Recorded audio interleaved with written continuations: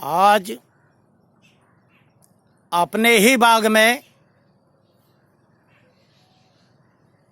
राष्ट्रीय जनहित संघर्ष पार्टी के प्रदेश अध्यक्ष चौधरी कृष्णपाल जी हैं। ये शहरों के शेर हैं और शहर के लाल हैं, और चौधरी साहब से कोई आंखें मिलाए किसकी मजाल है। गरीब, मजदूर, जनता, किसान, सबके दुख सुख में काम आने वाले, गरीबों की मदद करने वाले, गरीबों के मसीहा और रात दिन जो है गरीबों के काम आने वाले चौधरी कृष्णपाल जी हैं हमारे बीच में। तो कृष्णपाल जी आज पूरे देश में त्राहिमाम हो रही है और हर आदमी विपदा के दौर से गुजर रहा है। इसमें हमारी सरकार कहाँ तक योगदान दे रही है? सर्वप्रथम मेरा सभी देशवासियों को क्रांतिकारी जय भीम। जय भीम साहब। साथियों, आज ये जो आपदा है बहुत ही चरम सीमा पर पहुंच गई है। तो आज इस पृथ्वी पे जो प्राणी है वो भी सुने, और जो इस पृथ्वी से चला गया वो भी सुने, और जो इस पृथ्वी पे आने वाला वो भी सुने। साथियों, ऐसा प्रधानमंत्री आपने कभी नहीं देखा होगा, ऐसा राजा आपने कभी नहीं सुना होगा जो अपने देश का स्वयं अपने हाथों से सत्यानाश कर रहा हो। पहले मोदी जी ने नोटबंदी के नाम पे लोगों को बर्बाद किया, पूरे देश को तबाह कर दिया। उसके बाद कभी मुस्लिमवाद, कभी दलितवाद, कभी उसी को सता, कभी मुसलमान को सता, कभी हिंदू को सता।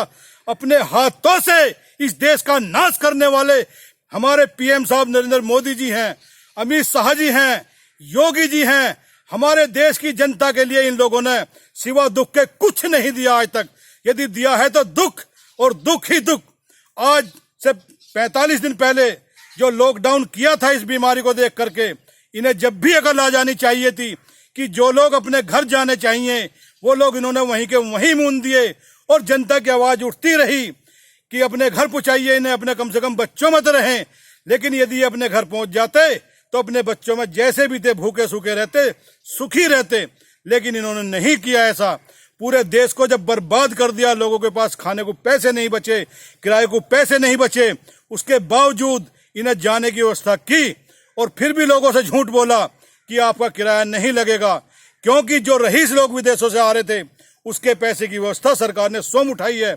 इन गरीबों की ये हालत रही कि जो ट्रेन में बैठे हैं उनसे जबरदस्ती पैसा वसूला गया। ऐसा नहीं होना चाहिए। इन गरीबों के पास कुछ नहीं बचा। अब कांग्रेस भी जिम्मेदारी ले रही है, बीएसपी भी जिम्मेदारी ले रही है पैसे देने की, उनको किराए की। आज सभी लोग ऐसे आदमी का गुणगान 24 घंटे रहता, चाहे वो अच्छाई में हो या बुराई में हो।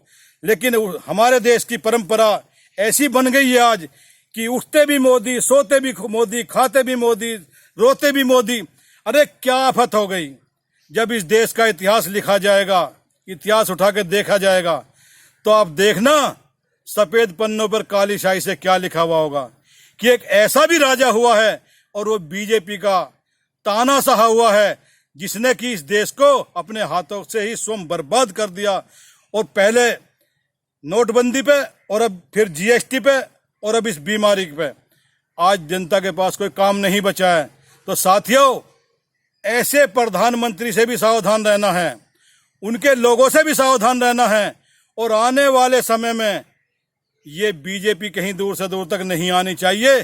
पूरे देश की जनता को संकल्प लेना चाहिए कि भाई इस सरकार को हमें दोबारा नहीं लाना है। और यदि वास्तव में आप ये देख रहे हैं कि हम कांग्रेस से भी छिक चुके, बसपा से भी छिक चुके, लोक दल से भी छिक चुके, सपा से भी छिक गए, अन्य सभी पार्टियों से छिके हुए हैं, तो आज दूसरी पार्टी आपके साथ खड़ी है। राष्ट्रीय जनहित संघर्ष पार्टी आज पूरे देश में बड़ी तेजी से काम कर रही है, और लोग इसको पसंद कर रहे हैं। लोग आज चाह रहे हैं कि जो पुरानी पार्टियां सब बेकार हो गई हैं, कोई नया विकल्प मिलना चाहिए। तो साथियों, आज आपके सामने विकल्प बनकर तैयार हो गया है, जो कि राष्ट्रीय जनहित संघर्ष पार्टी के रूप में है, जिसके राष्ट्रीय अध्यक्ष श्री भानु प्रताप सिंह जी हैं। जय भीम। जय भीम साथी, जय भीम चौधरी साहब, धन्यवाद।